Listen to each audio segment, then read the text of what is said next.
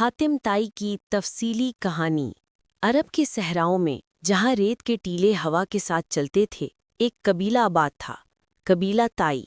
اور اسی قبیلے میں ایک نیک دل، رحم دل اور لوگوں کی خدمت کرنے والا شخص رہتا تھا، حاتم بن عبداللہ الطائی۔ بچپن سے ہی اس کے دل میں سخاوت، ہمدردی اور محبت بھری ہوئی تھی۔ جب کوئی فقیر اس کے دروازے کے پاس آتا، وہ جلدی سے اپنی ماں کے دامن میں چھپ کر کہتا، اماں، جو آیا ہے اسے خالی نہ بھیجیں۔ یہی ننھی سی خواہش آگے چل کر اس کی پہچان بن گئی۔ واقعہ: وہ رات جس نے تاریخ بدل دی۔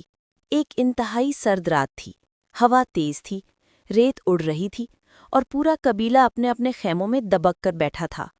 حاتم رات کا کھانا ابھی نکال ہی رہا تھا کہ اس نے دور سے ایک آہٹ سنی، جیسے کوئی تھکا ہوا، خوفزدہ اور بھوکا شخص دھیرے دھیرے چل رہا ہو۔ وہ فوراً اٹھا اور خیمے کا پردہ کھول کر باہر آیا۔ اس کے سامنے ایک مسافر کھڑا تھا، چہرہ دھول سے بھرا ہوا، کپڑے پھٹے ہوئے اور آنکھوں میں بھوک اور تھکان واضح تھی۔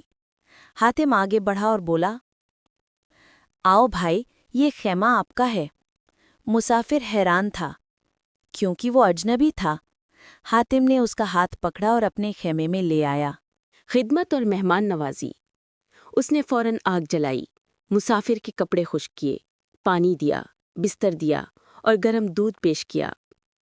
جب کھانے کی باری آئی، کھانا بہت کم تھا، اتنا کم کہ 2 بندوں کے لیے کافی نہ ہوتا۔ حاتم نے لمحہ بھی نہ سوچا۔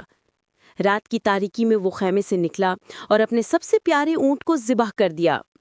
اس گوشت سے شاندار کھانا تیار کیا اور مسافر کے سامنے بڑے احترام سے رکھا۔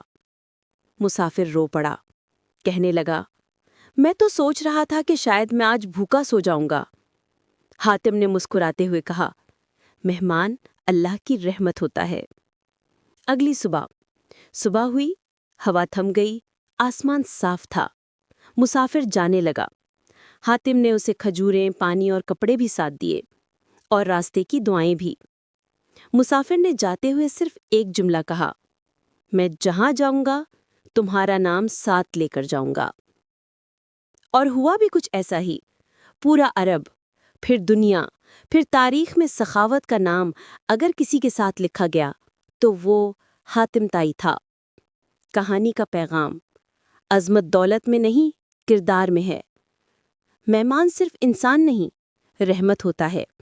جو دوسروں کو خوشی دیتا ہے، رب اسے بے حساب نوازتا ہے۔ سخاوت انسان کو امر کر دیتی ہے۔